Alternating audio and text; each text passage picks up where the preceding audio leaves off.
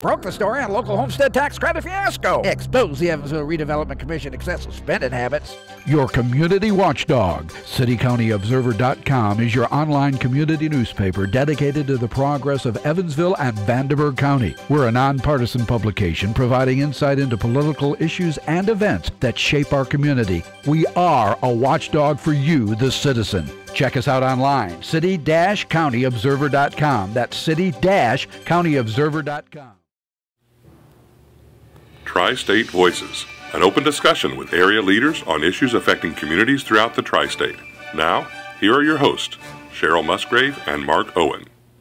Welcome to Tri-State Voices, the region's premier political talk show. I'm Cheryl Musgrave, and joining me is Mark Owen and tonight's special guest, Gail Rican, Democrat candidate for mayor.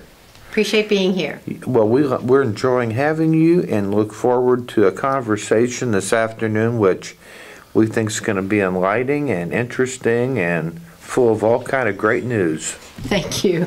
So, and you've only been back in town literally hours from the Indiana General Assembly. Right, and I'm glad to be back here. Sanity in Evansville. Yes, we finished Wednesday night, early in the morning, and got the budget. That's the main thing we have to do, is we have to adopt a budget. Let me talk to you for a minute and talk about, when I first met you, you were in a caucus seeking the city council position. I was. And you were fortunate against a lot of people, but fortunately you won that city council spot and went on to serve for 10 years. And 10 years. Then you served as a field coordinator or... Well, with workforce development, it was called business specialist. Business specialist. And I went around to business and industry in southern Indiana and talked about grants and training programs for their workers and set up programs. And set up jobs. Set up jobs. And which is, obviously a number one priority. And from that, you went on to serve as the director of the city's Department of Parks and Recreation. Right. And resigned that and ran for state representative, and that's where you've been for the last 8 years? Well, I'm in my fourth term, so not quite 8 years, no. So you've had pretty good career both in local government and state government, and have really a well-rounded knowledge of both units of government. I hope so. I think I've had a lot of training, whether it's been through volunteer work or my job as a real estate agent for years, or whether it's been in a paid capacity with government or in an elected capacity. There's a lot of education there, that's for sure, on the job. On the job, good. Well, tell us, you just got back from Indianapolis. Give us a recap. What are the things that people in Evansville need to know that the legislature did this year? Let me concentrate on a couple things, because it could get really lengthy, but I think one of the things that was really interesting to folks here about a year ago were the exit conferences. Do you remember all that came up about people wanting to know more about what was going on with financing? And we do have new law that I was able to get into a bill, and that is that in the exit conference, it's not going to be just 2 or 3 people anymore. Are you talking about the audit of the city yes, I am. Finances? Okay. Thank you. I'm sorry. And in the audit, there is the exit conference, which is after the audit. The principals have the opportunity to learn more about the audit and to respond. And it has been in the past that because you cannot have everyone or a majority at these meetings, that there will only be 2 or 3 people. Yeah, and by the people, you mean members of city council. I do. Yes. And now all members of city council or that local elected legislative body can attend these meetings, which I think is a real opportunity to learn firsthand what is going on, answer your questions. And we made a couple more changes that are going to improve that process. And then in addition to that, there are 2 things that we're doing that I'm real thrilled about, and that is that the City Council is going to have to adopt internal controls. And I'm sure, Cheryl, you'll remember this from being with DLGF, but these are all risk management, but there's about 5 of them, and they will have to adopt a policy, and then that policy will be carried out by everyone that is within that purview. And they'll have a couple of years to get it going and training can go on, and then if after that 2 years it still isn't done, then the State Board of Accounts can recommend to DLGF that they hold up approval of the budget. So we're getting pretty serious. And then also, one thing that I'm very encouraged about is that all the large cities in the state of Indiana, practice what's called generally accepted accounting principles, except Evansville. And it is now law. Why is Evansville not practicing? I don't know. I don't know why we're not. Probably because we can't balance a book. That has been that an might issue. be a big issue. If you can't balance the Well, books, you wouldn't. now, be fair, they didn't balance the books 3 years ago, but then they managed to get them balanced after that. But they haven't been balanced since this last 3 years during the current term of the mayor. They haven't been balanced. well, are you talking about the books haven't been balanced, or the spending hasn't equaled the income? Both. Oh. Checkbook hasn't been balanced. So that might be one issue why you wouldn't be able to qualify for the generally accepted accounting principles. Well, that's true. Might But be a slight issue. the legislation you're talking about Yes. came about because of an audit that the city of Evansville went through. Yes. A member of city council raised issues and, in fact, released a tape Yes. of the audit, much to the chagrin of the State Board of Accounts, who did not like that at all and made a lot of noise. And as a result of releasing the tape, and the audit eventually coming to conclusion, this legislation was introduced, and it's now bringing generally accepted accounting principles to the city of Evansville, which they will have to adhere to. Is it after Absolutely. July 1st? Well, after July 1st, and there will be a grace period because it will actually be a couple of years that they have to get ready for it, because you have to set up the books and you have to make sure that you have the people online who can do that, and it's actually phased in depending on the number of folks in a certain community, so that those smaller communities will not be impacted greatly. And it'll probably be a modified, but it's going to be much better, showing us an accrual. In other words, the kinds of obligations we have after the end of the year. It's going to be great.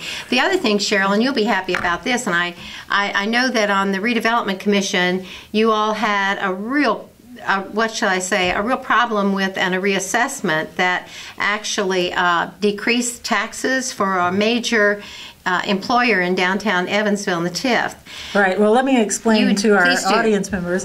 A TIF is a tax increment finance zone, and it's a geographic area where the property taxes collected in that area are set aside in a fund to be spent only on that area, only on public property in that area, and to redevelop it. It's for redevelopment. And so if all the property that's in that TIF, it's called a TIF district, if the assessment of it goes down, then the revenue collected goes down, and that can impact the obligations, the borrowing costs that the TIF has taken on. And in this case, the downtown TIF is the one you're referring to. Yes. And a major piece of property in the TIF, the Old National Bank building, but is not owned by Old National. It's owned by a third party, and they lease it to Old National. But that building had a successful appeal, reducing the income to the TIF by $1 million. Yes. A big impact. And I understand that this has happened in other areas as well. Oh, certainly. Yeah, and our addition to this bill was to make sure that by law there is a report that goes to the Redevelopment Commission. And I think that is important. Yes, and I appreciate all the support and the input that I've had from local officials to make these changes, because it is important that we are responsible, that we're accountable to the taxpayer, and that's actually what all this is about. Good. What's the status? I mean, the big bill that, or one of the big bills that's been in question, been talked about, the med school. What happened? Where are we at? And you mean by that, you mean what happened to the funding? What happened to the funding? Yeah. Well, at the very beginning, the governor did propose the $19.2 million, and that was to be a cash outlay. And then the House came back and they increased it, and also included bonding authority. In the end, we have about a $25 million opportunity there that includes USI and includes U of E and IU. The institution that was left out was Ivy Tech, and this was a real shock to a lot of us. We heard rumblings, but on the 23rd of this month, I actually heard that they were going to be penalized because Ivy Tech has had a loss of enrollment and has had decreasing or, what shall I say, unacceptable graduation rates. Now, it's that statewide, though. That's statewide. Not here, necessarily. No, and that's what has really bothered me. I went to Senator Kinley and spoke to him, took Pat Bauer with me, who has a good relationship. They've been in the legislature a long time, and he was very straightforward that he wanted to make a point. That there needed to be some changes. Senator Kinley was Senator Kinley did. And then he was talking about changes in Ivy Tech's performance. In their performance, well, and particularly with the administration in Indianapolis. That he said there needs to be some changes. So I then sent him information that corrected the incorrect information he had. We have an exemplary health sciences department here that is graduating 89% of their students at least, and we've been written up in the Courier that we have had significant growth in enrollment. So my feeling is we should not allow the state legislature, and especially, and I'm sorry, Cheryl, the Republican legislature, to penalize Evansville and to make a point of Evansville losing this money. And I saw the governor in the hallway, talked with him, and then sent him a note. And I also sent a note to Jim Adderholt, which I don't know if you've met him. He's excellent. He works with the governor. And I want to keep working on it because it really just is not right. This is the 70% of the students are supposed to come from Ivy Tech. Instead of 2,000 students, we'll have around 200 students the size of Signature School, and we're putting in $57 million, over $50 million here locally. We need to advocate strongly and continuously for the money for Ivy Tech. I agree. Absolutely. I think it's major. It's major. Yeah, they had over half the space. They had, yes, they did. Is that going to impact the success of the project? I think overall, the way it's been designed in the team concept, it's this team care, it will. I don't think it'll impact the project as much as it'll impact the opportunity for people to train in skills that are going to be highly demanded all over the state. What are the chances that we could come back to the legislature next year? It's not a budget year next year. No. And get any money next year. Well, Cheryl, let me ask you a question, because I had an idea, and it was not looked on favorably by some folks that I talked to, but you've been around. We have these summer technical sessions, and last year we were called back, and there was a so-called reason for it, and I know why we were called back is because there was some legislation that had been passed which actually reduced the penalties for some crimes. They wanted to make sure that they got that corrected. I'd like to see us go back in June. And I'd say, Governor, correct what needs to be corrected. Let's get Speaker Bosma online. Let's get President Pro Tem Long. Let's get everybody online, and let's go back and let's award Ivy Tech the money that they need in Evansville. Well, I think that everybody in Evansville thinks you should fight for that. Well, sure. I'm a minority. That's the problem. But I'm not going to stay quiet, that's for sure. Oh, good. Good. Well, you have a long summer of campaigning in front of you, campaigning for mayor of Evansville. I do. Here's the basic question. Yes. Why are you running for this office? Well, you've probably heard a lot of why. I got interested when I saw what was happening with the exit conference, and I saw what was happening with the finances and the fact that we are basically a very conservative community. We love progress. I believe in progress, but we need to be able to do it responsibly. And I've been very concerned with the finances and the spending, that it is not responsible spending, and I want to make sure that I can do that and continue the growth that we need to have here in Evansville. We're on the cusp of some real exciting things, and I want to be part of it. Good. What do you think the state of the city finances are? Well, the concern I have is that over the last 3 years, every year the starting balances have gone down $6 or $7 million each year, and basically we're spending more than we're taking in revenue. And it's not something that's a phenomenon that's singularly ours around the state. We all have been suffering that because of the caps. Because of the times that we're in. Caps you're talking about, property tax caps. I'm sorry. Yes, and those are enshrined in the Constitution. They are. They were voted on by a majority of the citizens of Indiana, so they're there. And we have to adjust to them. But other cities have adjusted, right? Other cities have adjusted, yes, they have. And we just need to make sure that Evansville does. Right. And I want to do that. There are tough decisions, hard decisions that need to be made, and that's going to take getting everybody on board, getting people in the community together, talking about it, and coming up with solutions, and I think I can do that. What about the relationship with the city council? Well, it doesn't seem to be that there's been that kind of relationship the past several years.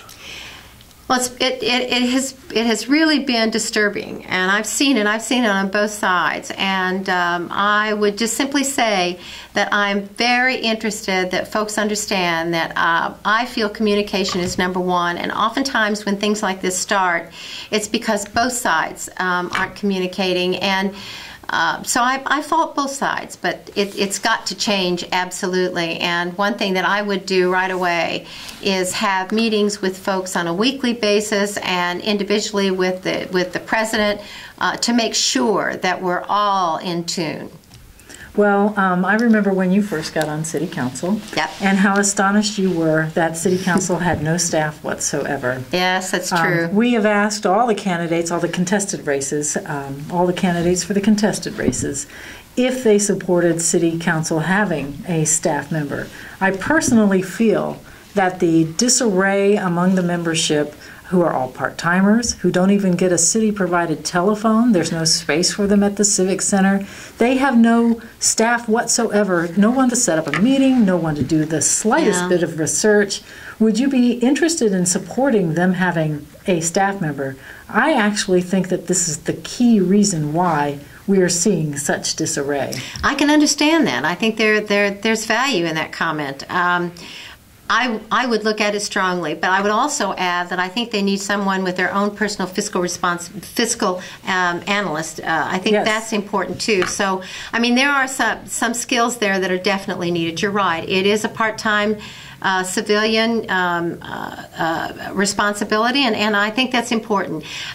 Myself, I depend greatly on the attorneys and the fiscal staff that we have in Indianapolis because we are also part-time. I have a legislative assistant that I share with lots of folks, and you're talking about somebody that would share. Right, exactly. Not each legislator having their own staff member. No, each city council member would share probably one. County council, for example, has 2 staff. And for the whole body, and they only have 5 members, I think, or is it 7 members? 7 members, but of course they are the fiscal body, exclusively. City council has 9 members, so 2 staff members for county council. What would you need for city council? I think it'd be great to start with 1. Yeah, I would certainly look at that. Yes. Let me ask you this: what role do you think a mayor has in improving the quality of education and the various education components in a community? I think they have a critical role. I've been asked that. You know, I'm in Indianapolis now as a state representative. You've had a lot of experience on these issues, right? And it seems to me the kind of role that a mayor has is a coalescing role. It's bringing people together of varied backgrounds, whether it's business or other interests within the community. It's lay people, it's educators, and being able to look at all the opportunities in a community that we could actually grow business, and it isn't necessarily people from the outside, it's people inside, and learning what it will take within the education system to prepare people for those opportunities. We have the structure, and we have a good school system, and a system that responds. And I think it would be very advantageous if we had a very active, it needs to be active, and it also has to have some more community involvement. Good. Okay. Well, I think that you've been very brave to come before us on this show, where you get the opportunity to talk about issues of importance that you're working on at the legislature and your future campaign. I do want to make mention that we did invite the mayor, the current mayor of Evansville, Lloyd Winnicky, to join us in a separate show where he would have the same opportunity as his challenger, Gail Reekin, but he declined to come aboard. So we hope Any reason he gave you? The only reason we got was that he, quote, passed, quote, on the opportunity. Now, I don't know why. So all we can say is that he was invited and he chose not to come. I hope that later in the year, as we get closer to the November election, that we can have you both here together. And maybe you could even call for a debate yourself on Tri-State Voices and have it televised where everybody can see. Do you plan to have debates? That's a good question. I absolutely will be asking for debates. Good. And so we'll figure out how to do that. But I think it's very important. Thank you. Yeah, I mean, I personally think it's important for candidates because I do too. They have the opportunity to be able to present both of, each candidate to present themselves at the same time to the voters. And I think it gives voters a good opportunity to look at the different choice of candidates and their positions. Well, and there's been a comment made to me, well, Gail, you're doing a good job up there. You work so hard. This work that you're doing, whether it's the hotel or it's the exit conference, you need to stay up there. And I said, what I'm doing is exactly what a mayor should be doing all the time. Maybe not going up to Indianapolis as much as I have to go up, but you have an advocacy role to get things done. And I said, that's what I do up there, I can do down here. Are we fairly represented up in Indianapolis with our lobbying efforts? Are we successful at those efforts? I know we spend a lot of money, don't we, to lobby? I would say, and I'm not sure how much money we do spend, I apologize, but we do have the chamber that's up there, and we do have this year a lobbyist for the casino, which has been invaluable in terms of getting the land-based casino in the bill, and getting the wording such that it's going to help them in redirecting the facility from one side of the street to the other. So that has been very beneficial. Now, would that help city finances, or what would that do? Well, it should, because they should be more productive, absolutely. But we do have a challenge this summer, and that is that the state this last year started talking about the money that they were collecting and sending back to us. And, we've always looked at it as the way that we collect the money and we send some back to you. So the state wants to look more at the kinds of money that are being raised at the casinos, and they're going to have a summer study committee to look at their portion and see, and I'm sure that they're going to look at it in terms of a greater portion going to the state, possibly to be sent to other counties. I have to ask why, given that the state has a, $1.8 billion surplus now, and Evansville's accounts are in the red. Now, you can argue about why they're in the red, but why would the state feel that they would need to take more money that would have otherwise gone to us? I would guess, and I don't know this for a fact, but I think that there are some small counties. That's correct. That get a tremendous amount of money, more than they could ever spend. And it's just banked, and there has to be some manner in which you treat smaller counties like that different than you would a county this size.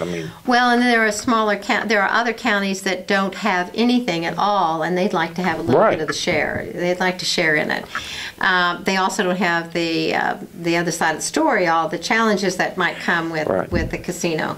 But it is something that will be brought up this summer, and I think we need to be cognizant and we need to follow this very closely, because I think it will impact the kinds of monies that we're going to reap from the casino. And right now you're on the Ways and Means, and so you really are up on all those kind of things. It has been very beneficial to be on Ways and Means, yes. Well, let me switch gears for a moment. If you are elected in November, you'd be Evansville's first female mayor. Yes. What changes could we expect to see as a result of that? How would your family absorb this change?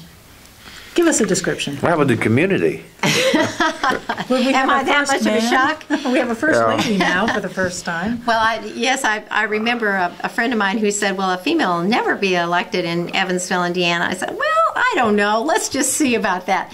But my family has been great about it. They actually, the entire time that I've been running for office, they've been great and very supportive. What I see is, we think differently than men, and we have a contribution. I think what I can be is what Evansville needs, and that is an openness, a transparency, and I'm inclusive. I like to talk with people. I love town halls where I can get out and just talk with folks, or coffee hours, and we need to be able to bring everybody on board, and that's something I think I can do. I've done it in the past, and I'd like to do it for Evansville. Well, you were also head of the Parks Department. Yes. So you have lots of experience with the parks. Give us a foreshadowing of what you might do with the Parks Department if you were mayor. Well, and you know the problems. Yes, there are the problems, and well, tell us what the problems are. Well, I would go back even to when I was the Parks Director, when the gas was split off from the electric, and there were the bills for the gas for the pools, in other words, just went sky high. The utility costs got very high, and then you have a bad winter, like we had for the golf courses, and their expenses go up because they have to rebuild. I think we're going to have to look at the parks and figure out how we can best utilize all the services. But there are two things we have to remember. Parks are very much a part of our quality of life, that we offer businesses and people to live here. We have a very nice greenway, a linear park. Our parks are beautiful. Excuse me, do we need all the parks? I don't know. I think our folks think that we do. We need to talk about that. But the other thing is that parks are a service, and the taxpayers pay for the parks, pay for them in their property taxes. So I hear talk about fee increases, and I'm always going, wait a minute, let's talk a little bit more about that. Our taxpayers are now paying for our parks. So we're going to have to talk a lot more about the parks, but I truly think that they're doing the best job they can. Well, and I know that we're running short on time, and we won't be able to explore this subject in depth. But we essentially have fewer taxpayers every year, even though we saw a slight bump in the population in the latest figures that I saw. But our community is getting smaller and smaller and smaller. Yeah. Would annexation be a part of the Grow Our City campaign that you might put out there? I spent a lot of time this last session studying and following the annexation bill, which was Senate Bill 330. And what we have in the end, it started out by Senator Boots as being a totally county-oriented, and now it's back. It's city, county. It's a good mix. It's a fair opportunity that will give opportunity for the county and the city to be equal partners, and I think it's something we need to seriously look at. Good. When we thank you very much, and I'm sorry I had to cut you off from that answer. I saw that. We are now running out of time. Thank you very much. We enjoyed the opportunity to have you. Thank you for coming and the willingness to present your views and your positions to the public and to the community. And I guess I can't say anything more other than we really do appreciate it. We thank the viewers. Thank you. Good evening.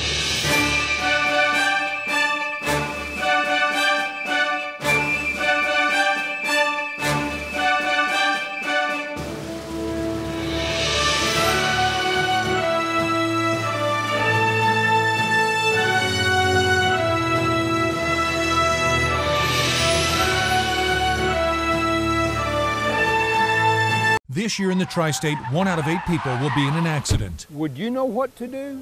Pain and suffering, lost time if you're working. When you call Woods & Woods, you are not a statistic. You are our client, and we will fight to get the money you deserve. If you're in an accident, call Woods & Woods if you want justice. If you've been injured, call 1-800-544-2108. Let Woods & Woods work for you. You don't owe us a dime unless we win your case.